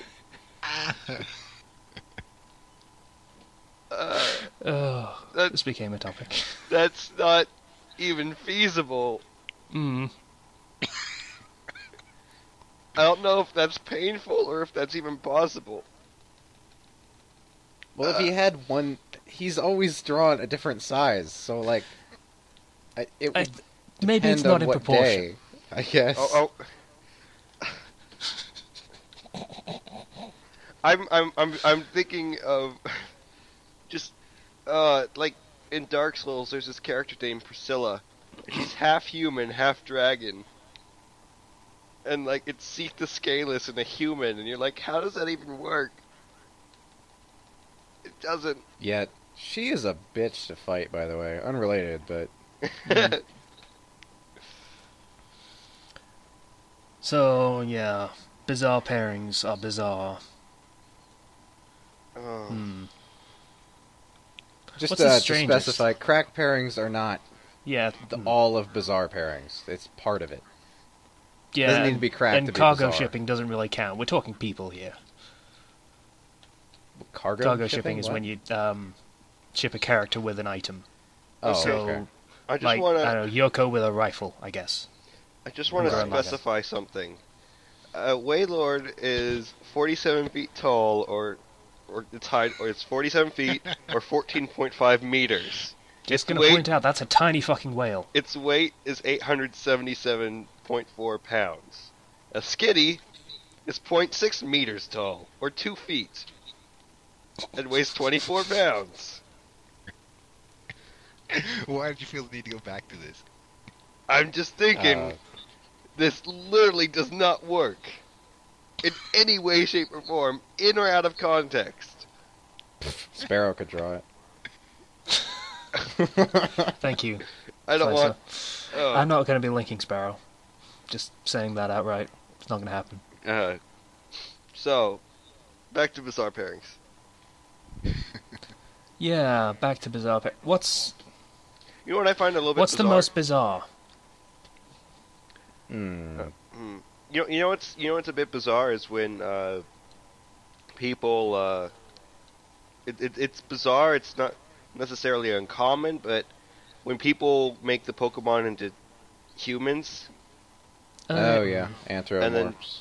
and then it's the person with the Pokemon. Yeah. I see that more than I'd like. I don't know why that appeals to people, but it does apparently. I actually once decided just like screw it, I'm bored, so I tried reading something like that. Ooh. It actually Did the fur fly? It actually wasn't that bad or anything. Okay. Because the premise of the story was that, you know, they, like, Pokemon, once you reach a certain level of attachment to them, they turn to a human form. And it's like this kid who had no parents, his Pokemon turned into, like, parental figures for him. So it was... That sounds kind of sweet. Yeah. It's an interesting mechanic, you know, and I actually kind of liked it. You know, so it could be done well. Just as long as it's not all about the animal fucking. I don't know why people like that so much. I I said the same thing like 3 minutes ago, but yeah. Wait, which aspect of that are you not understanding? The why. Yeah. Not the how, the what, but the why. Because there are levels of furry. Like... Okay, Slicer, educate us, please. Okay, 2 legs is generally just fine. That's like entry-level furry stuff. But as soon as you get to bipeds, it's like... Or wait, not bipeds, quadrupeds. That's like, you're in the deep now. You are in it. You are in the furry, and that's most people don't reach that level. I suspect if you reach that level, you typically don't come back. No, not really. Not from what I've seen, anyway. Thank you, Professor Slicer. That was horrifying. enlightening. Well, furry is part of a fandom, so we are being Fandom Flux right now. Yay. Yay! For the people. Yay. I'd say you're welcome, furries, but we're not exactly putting them in a good light here, so... yeah. I don't understand it, but whatever floats your boat, I guess. Go for it. Enjoy. Yeah, that was a topic. I guess we about can that. move away from bizarre pairings now, please. Yeah, my question's pretty much been answered. What's the most bizarre? Yeah. It's only gonna go worse if we keep talking. It's gonna go down the tubes again. Okay, another serious topic. This is another zero topic. Yeah. But this is a very good one, and I named it. So, because it's a good topic, I'm going to take some credit for it. Neener. Post-realized romance. So, this is something you don't see in shonen, ever. No. Hell, you don't see the pre-realized romance either, but that's a thing. Fucking shonen. You know, Dragon Ball, I have to acknowledge it, the one thing and one thing only. They actually did have relationships that were, you know, went to the most logical conclusion of marriage and kids. Yeah. At some point. Credit for that, at least. I still like the way Krillin and Android 18 worked out, because it's a robot and a bald little monk dude. What? Hey, if he's a monk, he's not supposed to have sex. He kind of grew hair over his incense burns. He left the temple early. Okay. Wait, those are incense burns? That's what those are? Incense burns, yeah. Huh. I never knew that. Anyway, continue. Yeah, so post-realized romance. This is when the, I suppose you could call it the romantic arc of the pairing has pretty much run its course and reached its logical conclusion, and the characters are together now, and will be for the foreseeable future. And this is a topic about what you do then. What you do with the characters now that they're together. There's a yeah. lot of there's a lot of what some people see as the end. There's a lot of space for things to happen. You got a lot of possibilities. I mean, the most obvious and often used answer is nothing. You don't tell the story anymore because the story's over. Yeah, that's But- the end point, really. Right before Yeah, that. usually, like, any film or anything like that will just end with the characters getting together. Whatever else was happening has happened, and then, boom, the characters are together because the story's wrapping up and we need to resolve this. That's just the way they do it. Because the rest of it is... I won't say it's less interesting, but it caters to a different demographic, I suppose. Yeah, that's a good way to put it, yeah. No, actually, no, you have it kind of right. After you're with someone and the chase is over, it kind of gets mundane. It's hard to, it's hard to find exciting, because you settle into, it's cool at first, but then you settle into a routine after a while. And that's just how it is. It's an opportunity to expand, basically from that point onwards, though, because you've been focusing on all the romance. So now you can have that romance, but you can focus on, I guess, other things. I mean, if it's all about the romance, you can have problems, you can have fighting, you can have parents or family. Yeah, I mean, before, I suppose you could call it official couple moment. Before that happens, all with the big gestures and the big moments, like the first kiss, the first date, the first, having sex, the first... Other firsts. Yeah, other firsts. And all that stuff happens, and then there's the, I suppose, getting married, and then, I guess having kids, and then after that, even before that, you're kind of running out of things to do before you even get to the married point. But after that, it becomes the little things. You don't deal with big and dramatic moments anymore. It's all the little things that make up a relationship that's lasted that long. So, as for storytelling, that is difficult to keep going just on the basis of the little things that keep it going. Yeah, that was kind of what I was saying. Like, it's really not much impactful that happens after you're already with somebody. I mean, you did what you had to do to get your foot in that door, son. Mm-hmm. That's a romantic way of putting it, Kenchi. It is, isn't it? You did what you had to do. Am I wrong? I guess not. I don't know. We're eventually going to have to get a girl on this podcast, I swear to Christ. Well, legend says you had one. Legend tells there was one. Way before back in the Kenchi's time, day. in the Dark Ages, before you had the light of Kenchi. Yeah, that's true. Hey, Kenchi, you could be the girl. That'd be alright? Yeah, come over here and try and make me one. That's a challenge. Don't know who's going to Alright, I accept default it. to 0 then. 0, you're the girl from now on. No, I refuse. No, you don't get to refuse. You're the girl. Oh.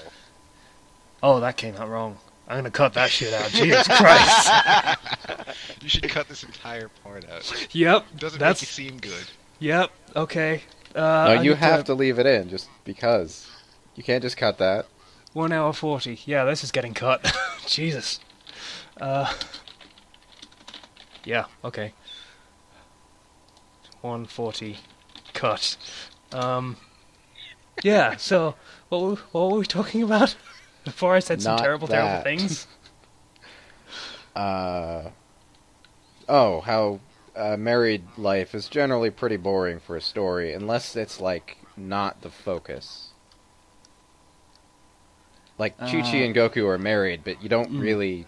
It's not Yeah. ever centered on. It's just a fact in the story.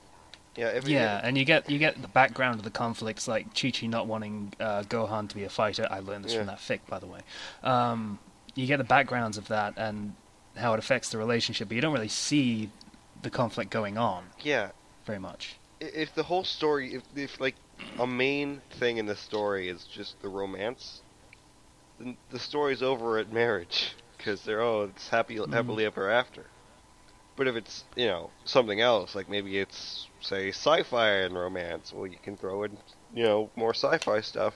Just move the romance down to maybe a lesser type of thing, so you can still have it there, but you can have it kind of more subplottish. I mean, once you reach marriage, the story is a different story, effectively. Yeah. Mm-hmm. You're not telling the same story anymore.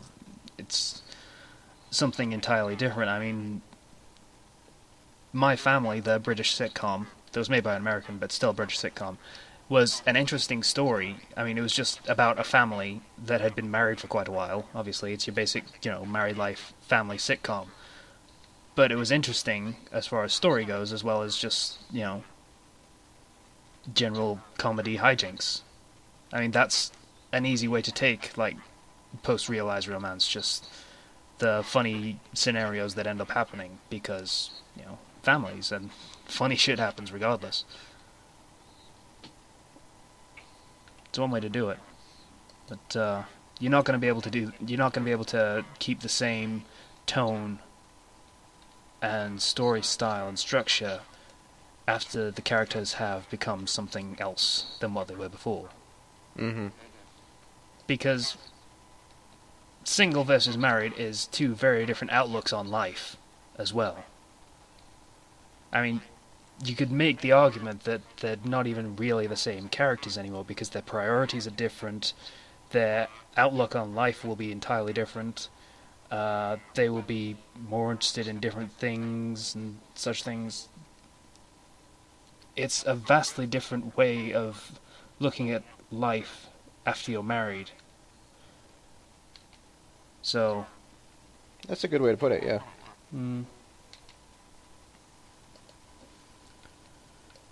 Yeah. Okay. Have we got anything more to say about post-realized romance? Yeah. I think we covered it, yeah. Yeah, it's a different thing to do, and I don't think it'd be very difficult for someone that's not married to be able to write that. I think. Yeah. Just saying. All right. I think we've still got some time. It's an hour 44, so that's like an hour 40, so we're all right. We'll do this one last topic, and then we'll get to... Shit, I need to find another fucking recommendation, don't I? Find two, because I don't have one. Remember what happened last week? I was fucking spending the entire fucking podcast looking for one. Okay, so we'll do this last topic. Citrus. For those not as in the know, I suppose it's sex scenes, basically. Sex scenes or heavy petting kind of thing. Yeah. But yeah, citrus is lemons and limes. Lemons being it's sex, limes being it's a very, very intimate moment that is not quite sex, is my understanding. Pretty much, yeah. It seems like a bit of a gray area when foreplay is involved. But, yeah. And I'm not entirely sure whether this is a real thing, but also pineapple might be the weird shit. Never heard that one. Neither have I. I think it should be a thing if it's not. Pineapple was the sweetest topping on the Fandom Flux pizza. God damn it. That was pretty good. Okay. Alright. That's an entirely different context that I didn't need to think about that.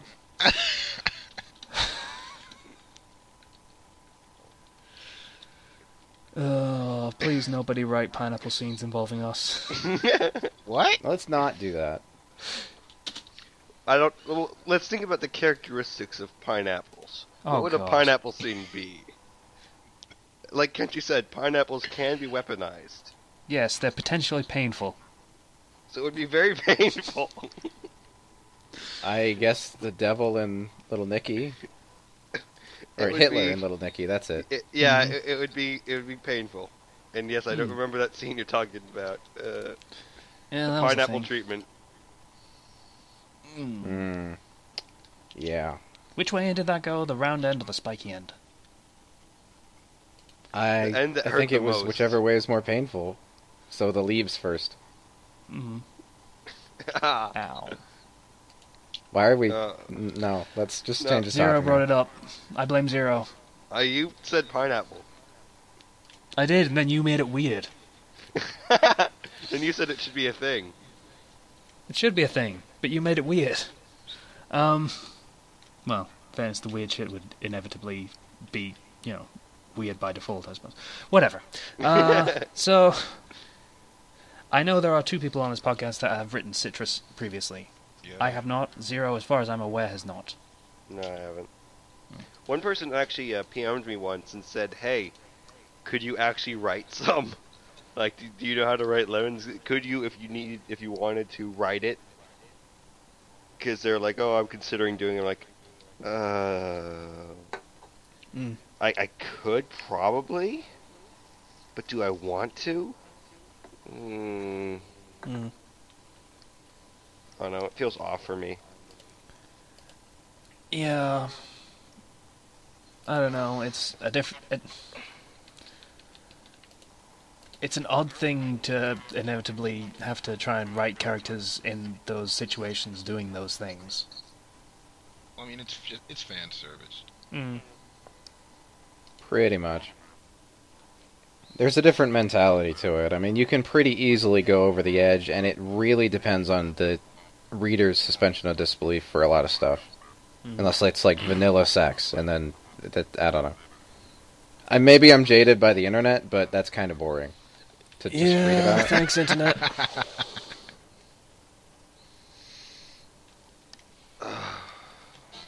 I mean, when I do it, I try to build to it. I mean, I don't just try not to throw them into the stories for the sake of just having them there. What's the point? Other than the fan service, aforementioned fan service.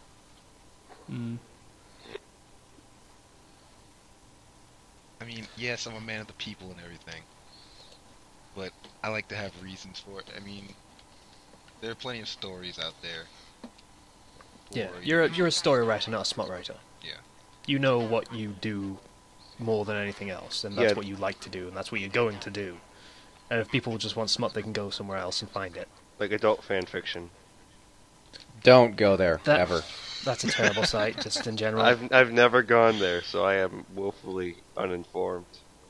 95% of it is yaoi, or rape. Or Why do both. peop- Lots of both. Why do people like that? I don't even. They don't. Nobody straight or sane goes to adult fan fiction. Rape is bad. It's a crime. Okay. So yeah, This is That's our that. romance episode. Just saying. aren't we romantic? Okay. Thanks, Zero. Thanks, Slicer. Yeah, I think we can, Why did we have this topic again? because of Slicer. Thanks, Slicer. Yeah, no problem. Yeah, okay. Just be aware that if you write lemons, you're probably going to be asked to do more, so it's like opening the floodgates. If you say no lemons, just, there you go, that's it. There's Like place a for friend of it if mine you said want. he's stopped doing lemons. He's like not a teenager anymore, so he doesn't want to do them. He wants to be mature. And so people just kept asking and he kept getting pissed about it, but well, you started out writing lemons, so too bad. That's what's going to happen. People are going to want more. Finished. If there's a place for them, just make sure you watch your back if you're gonna write them. Okay. Kenchi's apparently going to murder you if you try and write lemons. Yeah, that's a weird threat. Was that what that meant to you? Yes. You better watch your back if you try. No, I mean, you know what? Sure, yeah, that's what I meant. Because I'm that guy. That's what I mean. You Write said lemons it. and I'll kill you. That's what that means. Okay. Totally. I'm scared. You heard it here. Kenchi's that guy. I could This tear became a all of you weird down right podcast. now, but I'm not gonna do that. All give me This is- plenty of ammunition this to is- do so today. This is Fandom Flux. We build each other up, right? We don't tear each No. other down. No, we all take cheap shots at each other on a regular basis on air. Yeah, it's great. Yeah. Okay, let's go with the next topic, which is, as usual, our last topic, which is recommendations. I'm looking. Kenchi. Okay, I don't know if I've done this one before, but even if I have, it needs to be repeated. Buy this book. It's a survival guide called "Be Ready When the Shit Goes Down." A survival guide to the You did. apocalypse. This is Forrest Griffin? Yes. Griffith? Yeah. I need to reiterate just how fantastic this book is. Be ready when the shit goes down, yes? Yes. A survival guide to the apocalypse. This book is great because he goes through certain points of the book. He talks about Armageddon scenarios, you know, the ones we all know about, like zombie apocalypse, nuclear apocalypse, natural things like a super volcano going off, stuff like that. Super volcano. In ways, All I'm imagining is a volcano with a cape. he kind of makes that joke in here. Oh, okay. And then he talks about stuff like weird stuff like Christian apocalypse, like the Christian apocalypse, and then like Ragnarok, which is like the Viking apocalypse and shit like that. And it's hilarious. And then he'll go into things like what to do in an apocalypse situation where you have to do things to survive. And he goes into animals you can milk. And then he describes in depth. It's like a page and a half of how to milk a giraffe, a running giraffe. Yes. On a motorcycle. Yes. You need a motorcycle to do it, apparently. Yes. And then how to start your own post-apocalyptic cult. And then there's an entire chapter dedicated to the concept of the Thunderdome. It's This amazing. is I actually perfect. might have to read this book. It's incredible. You should get it. Things to carry in your bag, always including a Glock 45. Always Okay, carry a Glock. that's gonna be tricky, but yeah. Yeah. And it also has a chapter by Zach Wilde on I don't know who how that to is. create your vehicle of death. I don't He know plays who is guitar that. and sometimes in Ozzy Osbourne's band. He has his own band called, I think it's Black Label Society. That sounds familiar. Yeah. It's a great book. It's perfect and it's long and it's got rereadability. Yes, it does. It's also filled with self-deprecating humor and tidbits about himself in here that you probably think no one would ever write. And you have to take a quiz apparently to read the book. Would you like to read a question? Would you like to hear a question from this Sure. book? Okay. Okay. This is like the 5th question of this quiz. You are heading into the desert to escape the aftermath of the apocalypse, and you get to bring one person with you on your journey.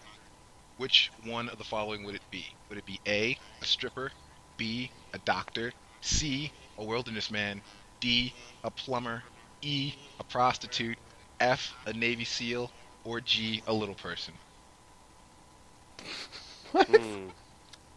That's a tough one. That's a Yeah, tough I one. mean, I think the answer is pretty obvious. You take the little person because they'll take more supplies or less supplies. I mean, And madam, I'll say there's a point system to the quiz, so go ahead and give me your answers. I want to hear what you have to say. well, realistically, I'd probably go with a doctor. Wilderness survival man, because he'll know how to find water. It doesn't really say what kind of wilderness he's used Yeah, to. he, though. he could be forest specialization. Then you're fucked. I'm tempted to say answer A. I'm tempted to say prostitute, but that sounds like a bad idea in a desert. You want to conserve fluids. Yeah. And the stripper just seems pointless if you've got prostitute as an option. Yeah, true. True. Yeah, I'd probably go with the doctor as well. Okay. I'm gonna go with wilderness man. Alright. Stripper. -5 points. Despite what you may be inclined to believe, a stripper has very little value in the desert. Come to think of it, a stripper has very little value, period. This is due to the fact that while she was growing up, her father told her she had very little value. Now I know what you're thinking, but Kenchi, what if I want to go out with a bang? Well, if that's your goal, you should have picked a prostitute. Called it. A stripper is like a car that starts but won't actually take you anywhere except to the ATM. In addition, she's going to find a way to talk you out of your water, shelter, food, and any dignity you have left. Fucking called it. B. Plus 5 points for doctor. Although there are no medical instruments or supplies in the desert, doctors are smart people who are fairly good at improvising. Pick the doctor, I gave you 5 points. However, if that doctor is a psychiatrist, subtract 15 points. Unless, of course, you are a stripper. If you are a stripper and selected a psychiatrist to wander with you in the desert, give yourself 15 points. Yeah. The two of you will have plenty of time to work out your daddy issues. I need to get this book. Okay. We're going, because we keep going. Someone else's answer. C. Negative 4 points for wilderness man. Oh. The majority of you most likely chose a wilderness man, but I must now inform you this is a terrible choice. By nature, a wilderness man is a loner. You need him infinitely more than he needs you, and he will ditch you the first chance he gets. That's true. Hadn't considered that. They are notoriously bad conversationalists. Unless you kill him and take his supplies. Which I may or may not do. Yeah, go ahead. Yeah, sure, try that. D. Negative 8 points for plumber. If you picked a plumber, hit yourself upside the head with a lead pipe. This question was supposed to be a gimme, but apparently you managed to fuck it up. Prostitute. Negative 4 points. Unlike if you were to bring a stripper, you will probably get laid frequently with a prostitute companion. While this might seem appealing, you must remember that prostitutes don't fuck for free. You're going to have to take care of this person. That means feeding them, clothing them, putting up with their bullshit. You'll also spend most of your days foraging for medicinal plants to soothe your burning loins. Mm-hmm. F. Plus 10 points for the Navy SEAL. Navy SEALs might not be as familiar with surviving off the fat of the land as wilderness men, but they are as tough as nails and great improvisers. They also often have a hero complex, so there's a good chance they will take you under their wing and save your ass from dying a horrible death. I forgot that was an option. This was the correct answer. And the last one, little person. Plus 5 points. Little people are great entertainers, and they are also small enough that you can carry them around in a backpack. They can also be quite useful. You can send them up trees to steal eagle eggs, into caves to scout for dangers, or even down into small holes in the earth to flush out furry animals. Unfortunately, the word midget has gone the way of the word oriental. Midget used to be a socially acceptable way to describe people who were, well, midgets. Now you have to call them little people, or vertically challenged, or something crazy like that. I long for the days when I can say the word midget again without being judged or called a sizist. Oh. And that was just like 1 page of this book. Okay. That's pretty great. Forrest Griffith is telling me to Banjo-Kazooie that shit. That's okay. I'd fucking do that. Jesus. That's my recommendation. That's a pretty good recommendation. It's a solid one. Zero, do you want to go next? Because you're going to follow that shit up. Jesus. I've already given, like, the mangas that I was finding earlier, that I found earlier when I said what I've been doing, and of the ones that I've said, I want to recommend, it's Real Account. The one where it's like SAO with, like, social media. Okay, it's already going in linked up, so. Yeah, because that's really good. I like the concept a lot. I want to see where it goes. Updates weekly, so that's mine. I'm just gonna go with something simple this week. Okay. Yeah, I got nothing, sorry. I'm so. hosting on. I fuck. Slicer, have you actually got anything, or have you still got nothing? Play Dark Souls. You invade me, I'll murder you, and if you actually have a chance of beating me, I will go down really hard. Be like the biggest pain in the ass you've ever fought. There you go. Yeah. That's it. Okay. When I played, I remember I was playing Dark Souls once, and there was this really, like, I got invaded by somebody with really high-level equipment and everything, and they're just like, well, my attacks are doing nothing. The thing is, I still managed to backstab them like 5 times in a row with the Drake sword. And, like, they just wouldn't die. That wasn't even half their health taken down from that. Were you farming in the forest? I was in the Undead Parish. Low level. Okay. Never mind that. Yeah, because if you're farming in the forest, there's a covenant, and you can join that, and then you can invade people that are any level. So you can be like 170 and invade a level 10 person.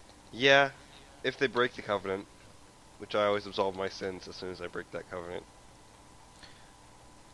I need to play that game in offline mode. Fuck people. That's what I do actually now. I kind of unplug the thing that for my Xbox it gives me online, the wireless router thing, or Your Ethernet cable? not the Ethernet cable. There's a wireless thing you plug into the back of the Xbox 360. Oh, okay. Oh, you have one of those? Yeah, Yeah. I have one of those too. I use the cable because I'm paranoid. Yeah, my internet's kind of spotty, and as far as I'm aware, because I think this happened to me once, if you lose your internet connection while you're playing Dark Souls, it boots you to the dashboard. Yeah, It does. So It I have takes to just play offline by default It because I takes can't you do that. back to the menu screen. You don't actually lose anything, but it's still a pain in the ass. Yeah. Then it starts it in offline mode, and then get connected again. Too much hassle. Just playing offline. It's not worth it. Mhm. I mean, all you're going to do is get invaded and get stupid messages of saying, jump off this cliff. That's... Fuck that noise. Who wants to do that? Wait, do you get the orange stuff, or the soap marks when you're in offline? Because I'm playing on the computer and I get those just fine in offline mode. I don't think so. Well, obviously there's ones that are already in the game anyway. Mm-hmm. They're just there by default, so... I don't know. Okay, my recommendation... Should I still do 2 or just do 1? You can do 2 if you want. I don't care. Okay, first one is Devil Among Devils. It is a high school DxD fic. Yay. Kind of apparently crossed over with something else. It's cool. If memory serves, it's The Devil is a Part-Timer or something like that. So basically, Issei is actually the original Satan. And is kind of undercover, and everyone still thinks he's dead and everything. But he's undercover and working part-time because they have no money. He's got his own peerage, including Mordred. As in the Fate Stay Night Mordred. As in Arthur's daughter, in this case. I don't know that character in Fate Stay Night. I don't know whether it's actually a canon character, but it's basically Oh, okay. Arturia's daughter, Mordred. It's kind of like a clone or something that Merlin did as a prank or something, maybe. I don't know. I don't know that much about Fate Stay. So, basically that's one of them. There's Morgiana from Magi. There's a gender-flipped or possibly heir of the Uchiha clan. So kind of like a female Sasuke kind of thing. And all sorts of other characters in the peerage. And basically, Issei ends up taking on a mentor sort of role. And it's not like smut or anything. I feel like that's something that you have to say for a high school DxD fic. It's pretty funny and entertaining most of the time. It's like kind of the sort of fish out of water. Here's this really ridiculously powerful creature, and he's working part-time in a fast food restaurant because he can't make ends meet, kind of thing. Yeah, it's funny stuff. And mildly crossover stuff. I mean, there is, like, actual Saber from Fate Stay in the fic as well, as part of a rival peerage. And kind of things like that. XP. It's not XP. Yeah, it's the actual character, so not XP, really. Yeah, it's an XP that's not an XP. Yeah. So yeah, that's one recommendation. Pretty good story, worth reading. Has no lemons or anything in it, so if that's not your thing, you can just read it safely. Boring. The other recommendation is... Oh, shit. I forgot that's a sequel. Hang on, let me just get the original.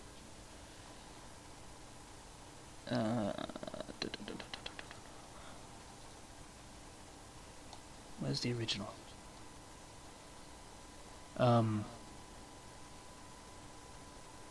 There it is.